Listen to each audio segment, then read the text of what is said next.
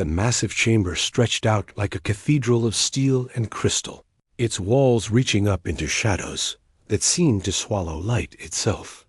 12 towering seats arranged in a perfect circle dominated the space, each one designed for a different alien species, each one radiating power and authority that had ruled the galaxy for over 10,000 years. This was the heart of the Galactic Council, where decisions affecting trillions of lives across hundreds of worlds were made with the casual ease of gods, deciding the fate of mortals. Admiral Jake Morrison stood in the center of that circle, his weathered hands clasped behind his back, his steel-gray eyes taking in each alien delegate with the calm assessment of a career military officer. At 53, Morrison had seen enough combat to know when he was outgunned, and right now the math was not in humanity's favor. Beside him, Ambassador Lisa Parker adjusted her diplomatic jacket with steady fingers, though Morrison caught the slight tension in her shoulders that spoke of nerves held carefully in check. The silence stretched on, heavy with unspoken threats, and barely contained hostility. Morrison had faced down enemy fleets before, but there was something uniquely unsettling about being studied by 12 different species, each with their own incomprehensible motives and alien logic. The Zilithian Chancellor, Vexstar, leaned forward in his seat, his reptilian features twisted into what might have been amusement or contempt. "So these are the humans," Vexstar said, his voice carrying the artificial translation that made his words understandable but retained an unsettling hiss beneath each syllable. "The primitive species that somehow stumbled upon technology they have no right to possess." Morrison kept his expression neutral, though internally he catalogued the insult for future reference. The Zilithians had ruled their corner of the galaxy through brute force and intimidation for 3 millennia, and their chancellor had not risen to power by showing weakness or mercy to anyone he considered beneath him. Ambassador Parker stepped forward slightly, her voice carrying the trained authority of someone who had spent years learning to speak to hostile audiences. "Chancellor Vexstar, members of the Council, we appreciate this opportunity to address your concerns about our technological development. Humanity has always believed that progress through innovation benefits all species." A sound like grinding metal emerged from the seat occupied by General Foxmar of the Hegemony, which the translation system rendered as harsh laughter. "Innovation," the general said, his voice laden with derision. "You call it innovation when a species barely capable of interstellar travel suddenly develops dark matter manipulation technology that should be impossible for another 1,000 years of evolution." Morrison felt a familiar calm settle over him, the same feeling he had experienced before every major engagement of his career. The Council was not interested in diplomacy or negotiation. They had brought humanity here to deliver an ultimatum, nothing more. He had suspected as much when the formal invitation arrived at Earth 3 weeks ago, couched in diplomatic language, but carrying the unmistakable tone of a summons rather than a request. "The technology in question," Parker continued, her tone remaining level despite the growing hostility in the chamber, "was developed through legitimate scientific research and represents no threat to galactic stability or the established order. Chancellor." Vexstar's laugh was a sound like breaking glass. "No threat," he repeated, savoring the words. "Your species appears in our space 18 months ago with ships that can phase through solid matter, weapons that can manipulate gravitational fields, and defensive systems that make your vessels effectively invulnerable to conventional attack. You call this no threat?" Morrison allowed himself a small smile at that. The Council's intelligence gathering was apparently better than Earth's strategic planners had hoped, but not quite as comprehensive as they feared. The aliens knew about the phase technology and the gravitational weapons, but their understanding seemed limited to what they could observe from a distance. "Humanity seeks peaceful coexistence with all galactic species," Parker said, delivering the words she had rehearsed 100 times during the journey to Nexus Prime. We have made no aggressive moves against any council member or their territories. You have made no aggressive moves because you have been ordered not to, snapped Counselor Wraith of the Syndicate Worlds, her crystalline features flickering with bioluminescent patterns that suggested extreme agitation.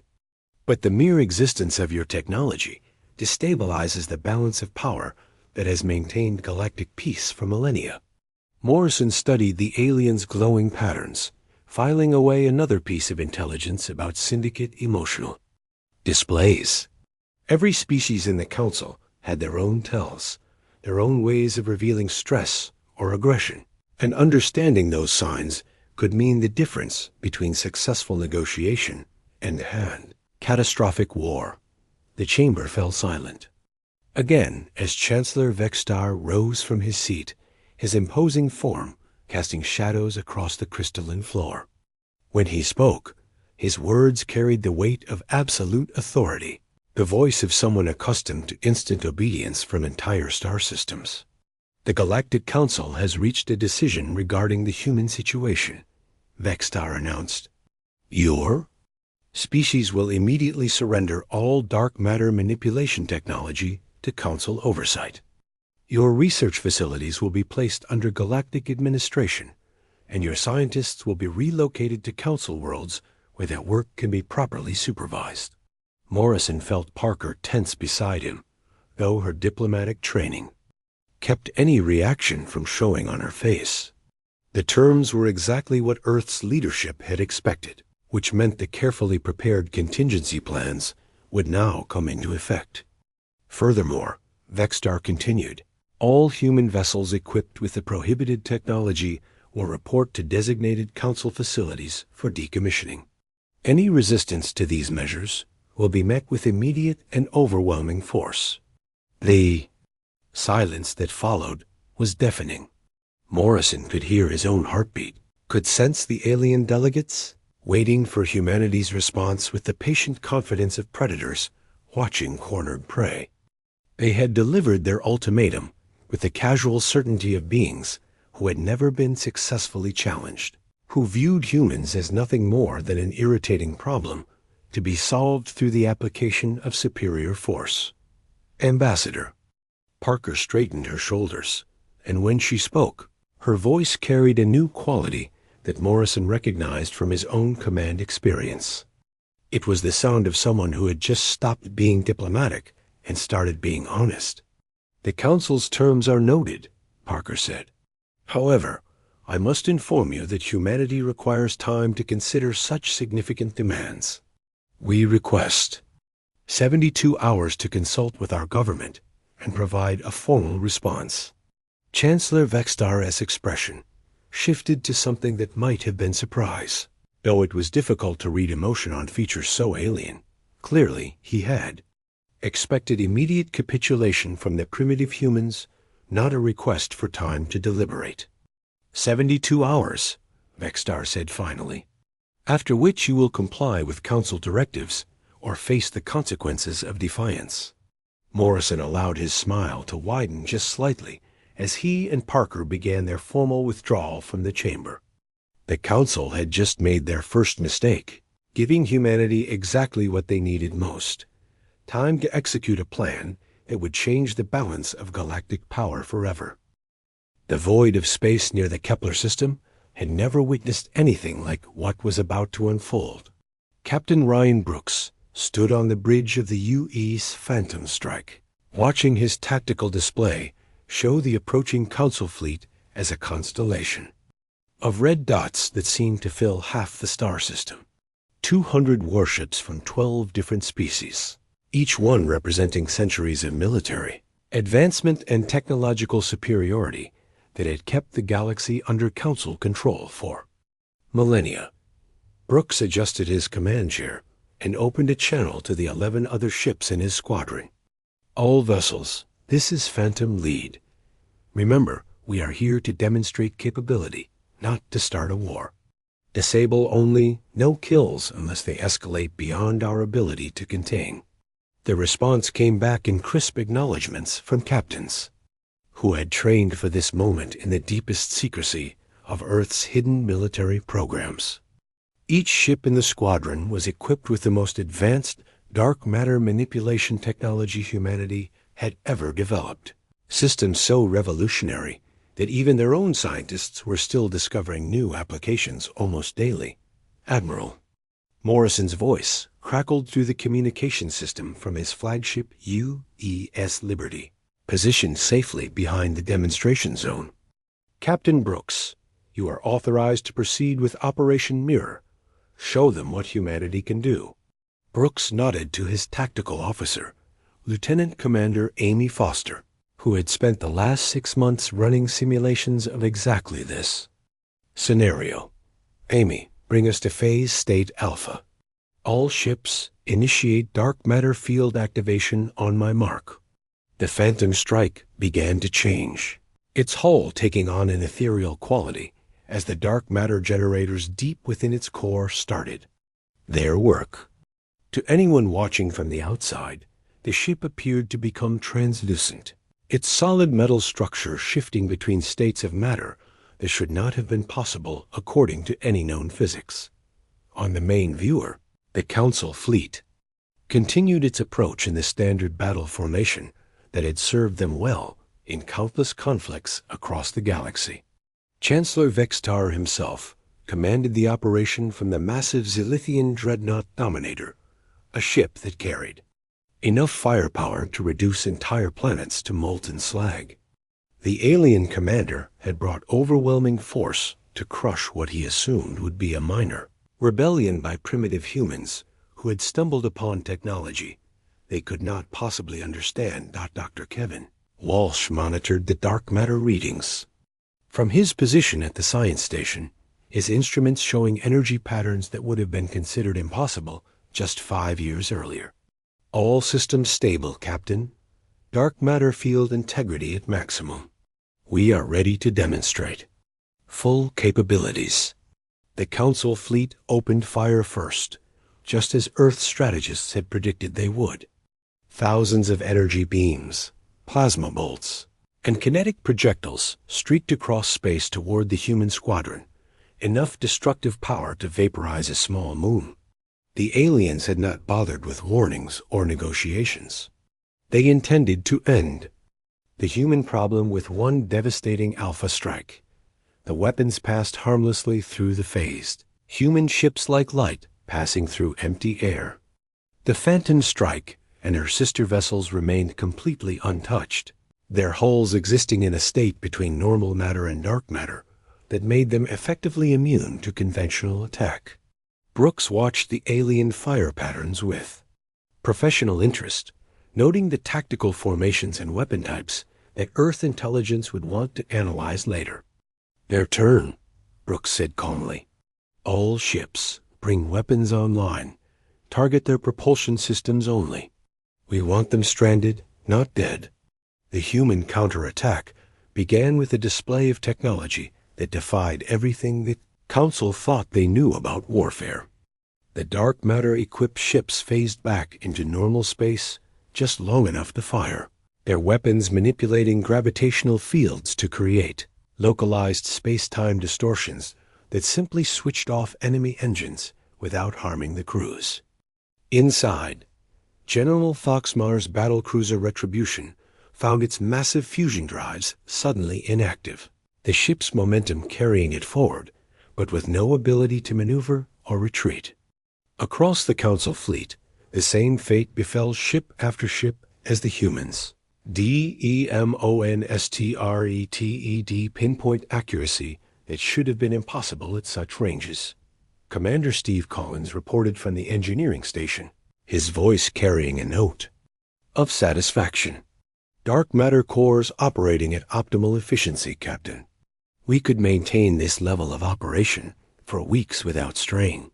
The alien response was predictable in its desperation, unable to target the phasing human ships.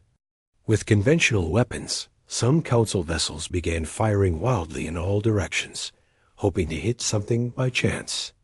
Others attempted ramming attacks, only to pass harmlessly through their targets, like ghosts chasing shadows in the void. Chancellor Vicstar's voice cut through the communication channels, his usual composure replaced by barely controlled fury. What sorcery is this? No species should possess such capabilities. Brooks opened a general channel to address the entire council fleet, his voice carrying the calm authority of someone who held all the cards in a game his opponents did not even understand. Council vessels. This is Captain Brooks of the Earth Defense Fleet. Your ships have been disabled, but your crews are unharmed. This demonstration is concluded. The aftermath was a graveyard of dead ships drifting silently through space, their hulls intact, but their power systems completely offline. 200 of the galaxy's most advanced warships had been neutralized in less than 30 minutes by 12 human vessels that seemed to operate by completely different rules of physics. Admiral Morrison's transmission reached every ship in Yep, both fleets, human and alien alike. Chancellor Vicstar, this is Admiral Morrison. As you can see, humanity possesses capabilities that your intelligence services significantly underestimated. However, we remain committed to peaceful resolution of our differences. Dr. Walsh monitored the readings from the disabled council ships, ensuring that their life support systems remained functional while their weapons and engines stayed offline. The precision required for such selective targeting was staggering, but the dark matter manipulation technology made it possible to affect specific systems while leaving others completely untouched. "This is impossible," came the transmission from Commander Zarolin of the Andromedan science vessel Harmony. "Our sensors show your ships existing in multiple quantum states simultaneously. How did your species develop such advanced understanding of dark matter physics?" Brooks exchanged a look with Dr. Walsh, both men aware that they were making history with every word they spoke. First contact between species often determined the course of relations for centuries to come, and Earth had just announced its arrival on the galactic stage in the most dramatic way possible. The Council fleet remained helpless in space. There, crews alive, but their ships powerless to continue the fight or retreat to safety. It was a demonstration of capability that said more than any diplomatic speech could ever convey. Humanity was not the primitive species the Council had assumed, and any future dealings would have to account for that new reality dot as the human. Squadron maintained their positions around the disabled enemy fleet. Brooks knew that everything had changed in the last 30 minutes. The balance of power in the galaxy had shifted, and there would be no going back to the old order with the Council's word was absolute law. 5 years earlier, Dr. Kevin Walsh had been running what he thought was a routine experiment in the Lunar Research Facility's deep underground laboratories. The massive complex buried beneath the moon's surface had been humanity's most advanced scientific installation, where researchers pushed the boundaries of physics in the safety of airless isolation. What happened that day in Laboratory 7 would change the course of human history, though Walsh had no way of knowing it at the time. The experiment itself was simple enough in concept, an attempt to create a stable field of exotic matter using quantum fluctuations in the vacuum of space. Walsh and his team had been working on the theoretical framework for months, trying to understand the mysterious force that made up most of the universe, but remained completely invisible to normal detection methods. Dark matter was the ghost that haunted cosmology, present everywhere but impossible to touch or manipulate. Dr. Helen Price had been monitoring the field generators when the readings suddenly spiked beyond anything they had ever recorded. "Kevin, you need to see this," she called out, her voice carrying a note of excitement mixed with concern. "The exotic matter field is not dissipating like the models predicted. It's actually getting stronger." Walsh hurried to her station, his eyes scanning the instruments that showed energy patterns unlike anything in the scientific literature.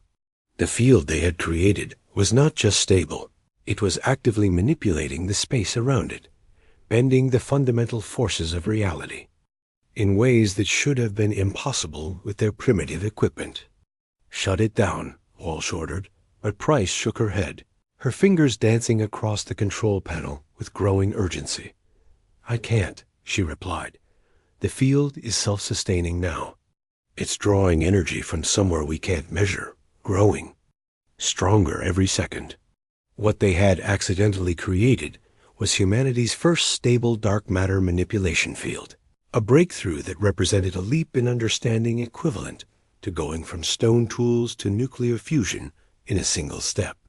The implications were staggering, but it would take months of careful research before they began to understand what they had accomplished.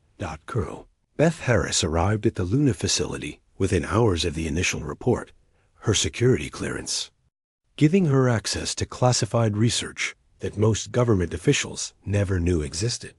Harris had spent her career managing projects that pushed the boundaries of what was possible, but the footage from Laboratory 7 represented something entirely beyond normal human experience.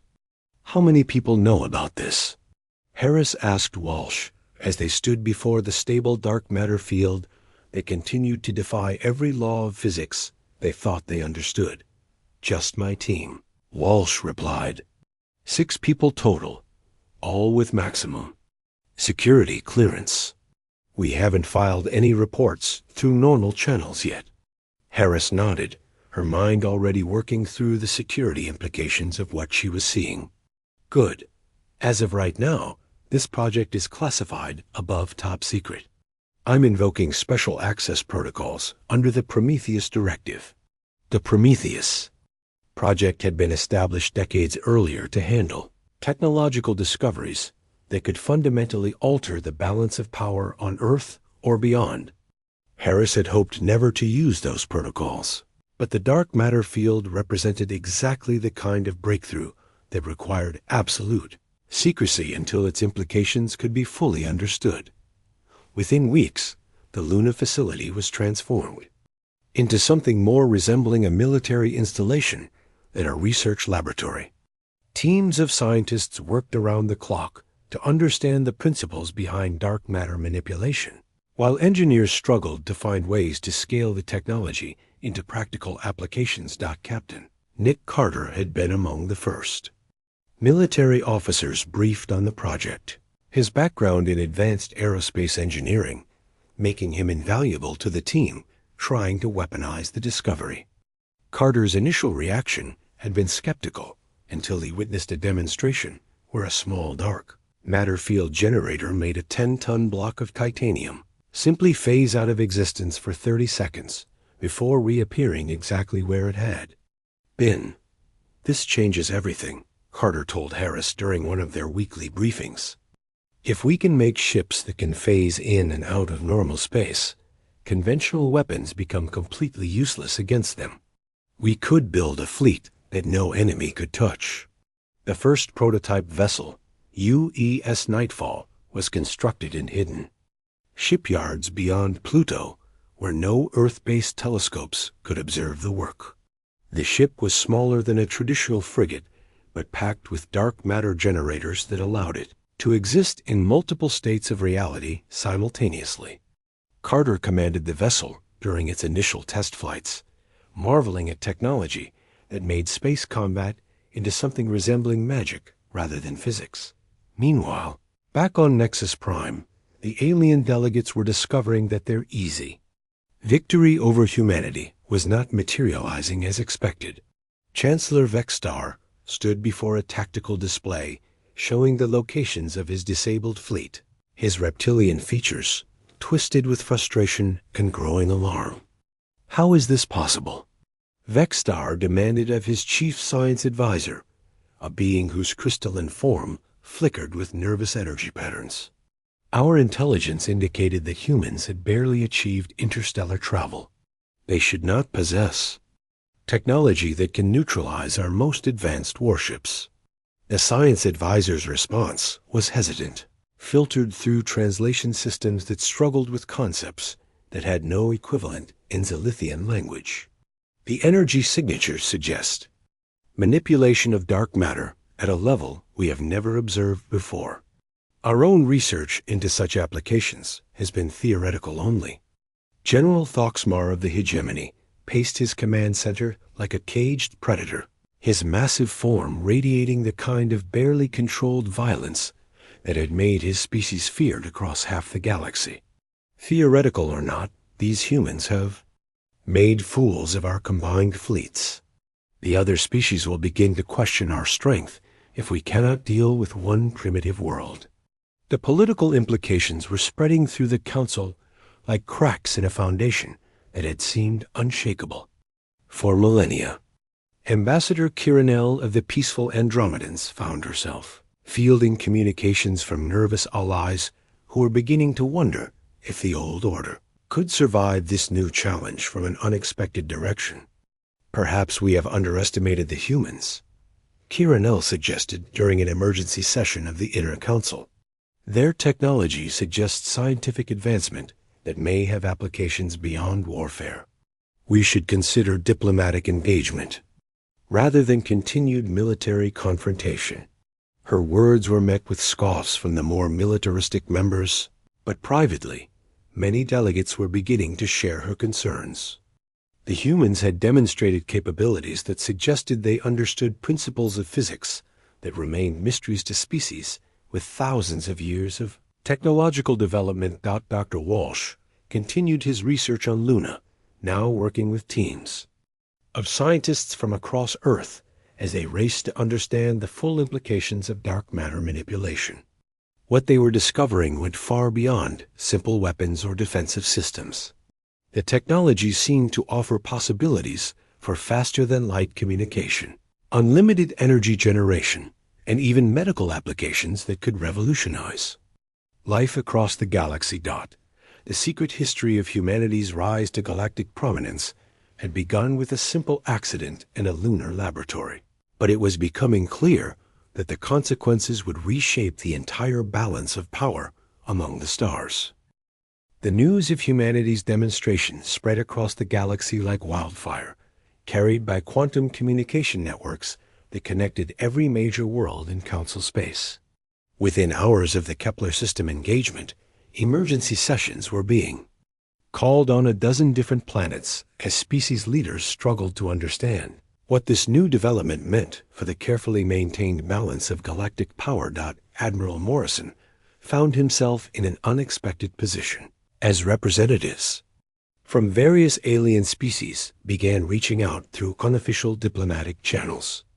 The first contact came from Commander Zeralin of the Andromedan fleet, her message arriving through encrypted quantum burst transmission that bypassed normal Council communication protocols entirely. Admiral Morrison, her translated voice, carried a note of scientific curiosity that transcended species barriers. I am Commander Zeralin of the Andromedan Science Division. My people have been studying dark matter phenomena for over 3 centuries, but we have never achieved practical manipulation of the type your ships demonstrated. We would be very interested in scientific exchange between our species. Morrison studied the alien's holographic image on his command screen, noting the graceful features and large eyes that suggested a species evolved for careful observation rather than aggressive confrontation. The Andromedans had a reputation as the galaxy's most advanced theoretical scientists, which made their admission of failure in this area all the more significant. Commander Zeralin, Morrison replied carefully, humanity is always interested in peaceful scientific cooperation with species that share our values of knowledge and exploration. The response came back within minutes, suggesting that Zeralin had been waiting for his reply with considerable anticipation. My government has authorized me to propose a formal meeting between our research teams. We have theoretical frameworks that might help your scientists understand the long-term implications of dark matter manipulation, while your practical applications could advance our own research by centuries. Meanwhile, on Nexus Prime, the Galactic Council was fracturing along lines that had remained hidden for millennia. Ambassador Kiranel stood before an emergency assembly that included only half the usual delegates. as several species had recalled their representatives for urgent consultations with their home governments. The situation with the humans has revealed fundamental weaknesses in our collective approach to new species integration, Kiranel stated, her words carefully chosen to avoid directly criticizing the military faction that had dominated Council policy for so long. Perhaps it is time to consider alternative strategies that emphasize cooperation rather than domination. Chancellor Vextar's response was predictably hostile, his reptilian features darkening with barely controlled rage. The Andromedans have always been weak when faced with real threats to galactic stability. These humans have demonstrated technology that could upset the natural order that has maintained peace for 10,000 years. The natural order Vextar referenced was one where the strongest species ruled through superior military force, with the Zilithians and their allies maintaining control through the implicit threat of overwhelming retaliation against anyone who challenged their authority. The humans had just proven that conventional military superiority was no longer guaranteed. Ambassador Parker continued her delicate diplomatic work from Earth, fielding communications from species that were beginning to see opportunity rather than threat in humanity's emergence. The peaceful Centauran Republic had quietly indicated interest in trade agreements, while several smaller species were exploring the possibility of mutual defense pacts that might protect them from the more aggressive Council members. The situation escalated dramatically when General Thoxmar of the Hegemony decided to take matters into his own hands. Without authorization from the full Council, he launched a surprise attack on the human colonies in the Centauri system, believing that a quick victory against civilian targets would restore the perception of Council military dominance. Captain Tony Mitchell was commanding the colonial defense platforms around New Geneva when the Hegemony battle fleet dropped out of hyperspace with weapons already charging. The attack came without warning or declaration, a clear violation of the galactic conventions that were supposed to govern warfare between civilized species. All platforms, this is Colonial Command, Mitchell transmitted to his small force of defensive installations. We have incoming hegemony vessels with hostile intent. Activate emergency protocols and prepare for engagement. The hegemony fleet consisted of 30 heavy cruisers and a massive dreadnought, more than enough firepower to reduce the colonial settlements to radioactive ash within minutes. General Thoxmar had not bothered with subtle tactics or precision strikes. He intended to send a message that would be heard across the galaxy about the price of defying Council authority. Captain Brooks and his dark matter squadron arrived just as the hegemony ships began their bombardment of the outer defense platforms. The human response was swift and devastating, with the phasing warships materializing directly within the enemy formation before anyone could react to their presence. General Thoxmar, Brooks transmitted on an open channel as his ship systematically disabled the attacking fleet. You are in violation of galactic conventions regarding attacks on civilian populations. Surrender immediately or face the consequences. The hegemony general's response was a stream of untranslatable curses, followed by orders for his ships to continue the attack regardless of casualties. It was exactly the kind of inflexible military thinking that had made his species effective. Conquerors, but poor diplomats. Brooks gave the order he had hoped never to hear himself speak. All ships weapons free. These vessels have attacked civilian targets and refused to surrender. Take them down. The engagement lasted less than 10 minutes, but unlike the demonstration at Kepler, this time the human weapons were set for maximum effect.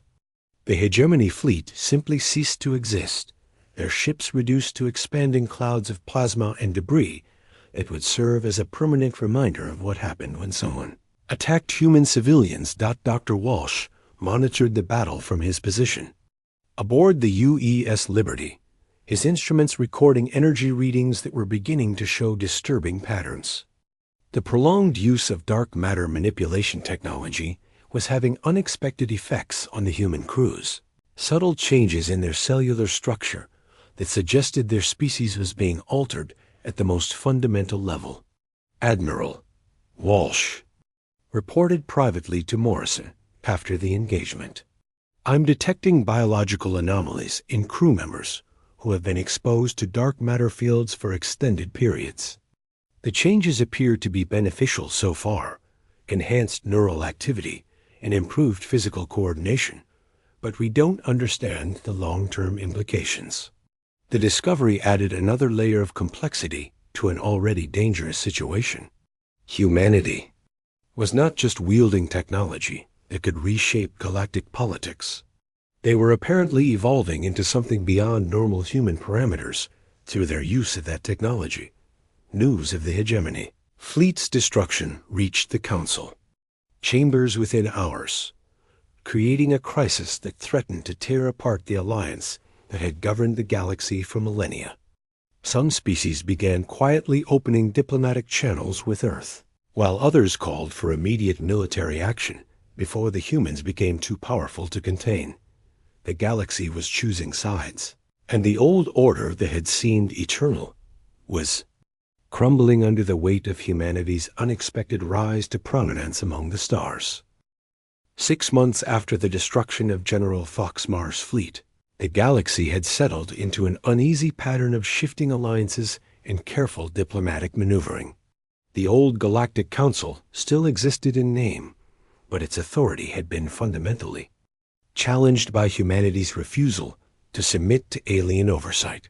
3 distinct factions had emerged from the political chaos: those who sought accommodation with the humans, those who demanded their subjugation, and those who waited to see which side would ultimately prevail.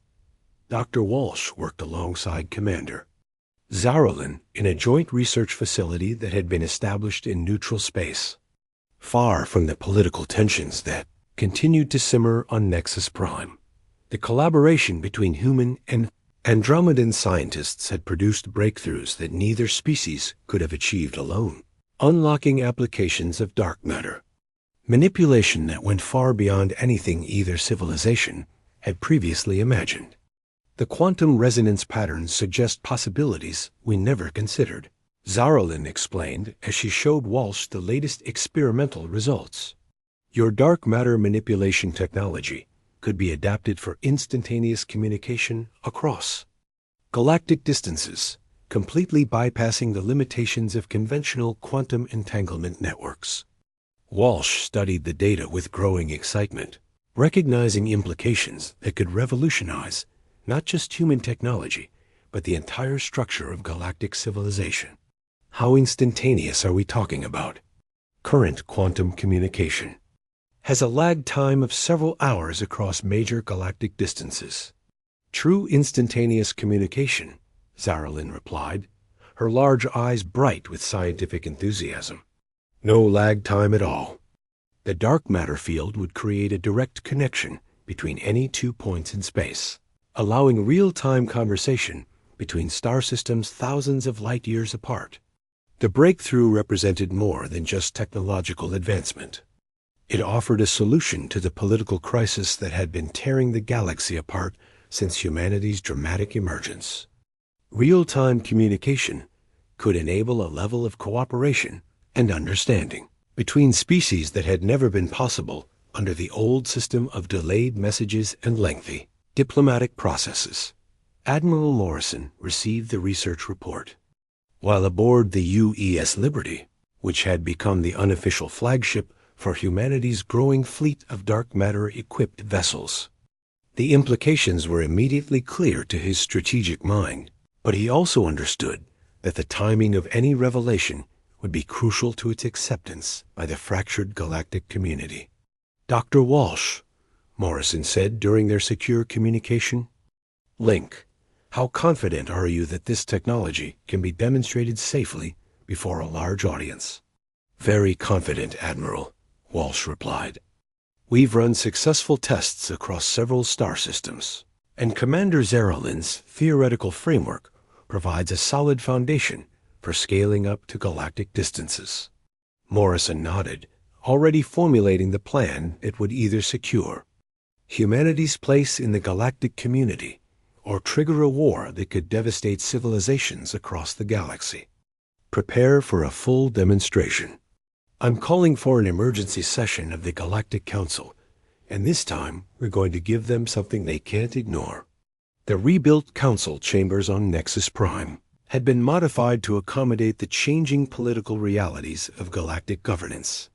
New seating arrangements reflected the emergence of humanity as a major power, while several traditional council seats remained empty as their occupying species reconsidered their participation in the organization. Ambassador Parker stood once again in the center of the great chamber, but this time she was flanked by Admiral Morrison and a carefully selected team of human scientists and diplomats. The alien delegates who had assembled represented the full spectrum of galactic opinion, from Chancellor Vextar's hardline opposition to Ambassador Kirinel's cautious optimism.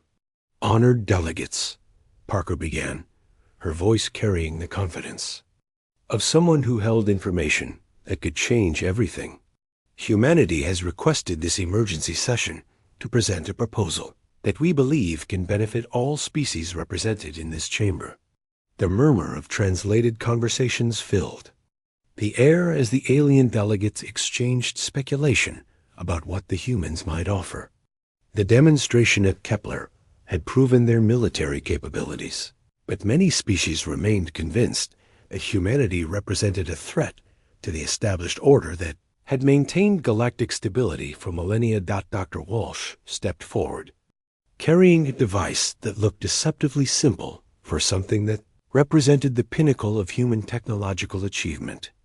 6 months ago, working in partnership with Andromedan scientists, we achieved a breakthrough that goes far beyond military applications of dark matter manipulation.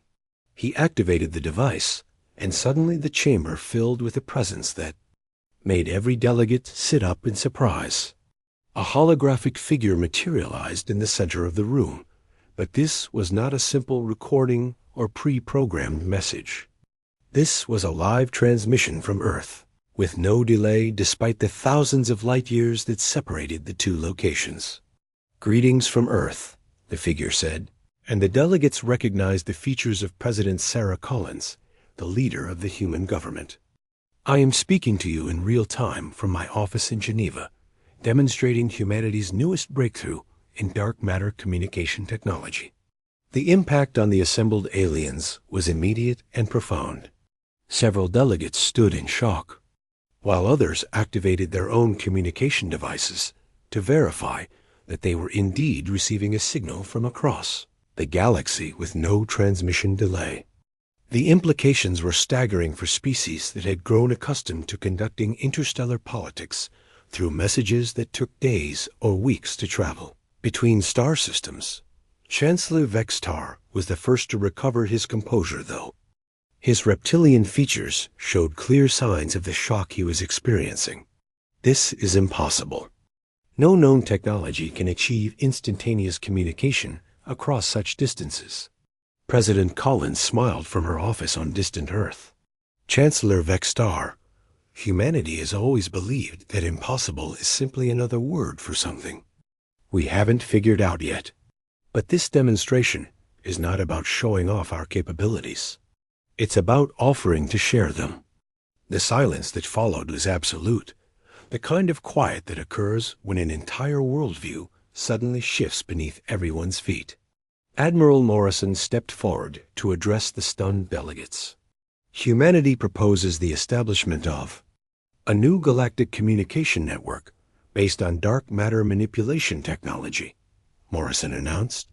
"This network would be freely available to all species, enabling real-time cooperation and understanding that has never been possible before." Ambassador Kirinel was the first to find her voice. "What does humanity want in exchange for this technology?" "Equal representation in galactic governance," Parker replied simply. "We want to be partners, not subjects or rulers. The old system of domination through military force has served its purpose, but the galaxy is ready for something better." A debate that followed was unlike anything the Council had ever experienced, with delegates able to consult their home governments in real time rather than relying on outdated information and delayed responses. Species after species voted to accept humanity's proposal as they realized the transformative potential of truly instantaneous galactic communication. Chancellor Vextar found himself increasingly isolated, as even his traditional allies recognized the benefits of the new technology. The final vote was overwhelming. Humanity would be granted full membership in a reformed galactic council, with dark matter communication becoming the foundation for a new era of interstellar cooperation. Captain Brooks stood on the bridge of the UES Phantom Strike, now serving as part of a joint species exploration fleet that was pushing into previously unexplored regions of the galaxy. The crew included humans, Andromedans, and representatives from 6 other species, all working together to unlock the mysteries that lay beyond the boundaries of known space. Dr. Walsh continued his research into the long-term effects of dark matter exposure on human physiology, but his work now included collaboration with alien biologists who were discovering similar beneficial mutations in their own species after extended exposure to the technology. Humanity was not evolving alone. The entire galaxy was beginning to change as dark matter manipulation became the foundation for a new type of civilization. The transmission that had shut up the Galactic Council had done more than just demonstrate superior technology. It had offered a vision of a future where cooperation replaced domination, where instant communication enabled understanding between species, and where humanity's greatest strength was not their weapons, but their willingness to share their discoveries with others.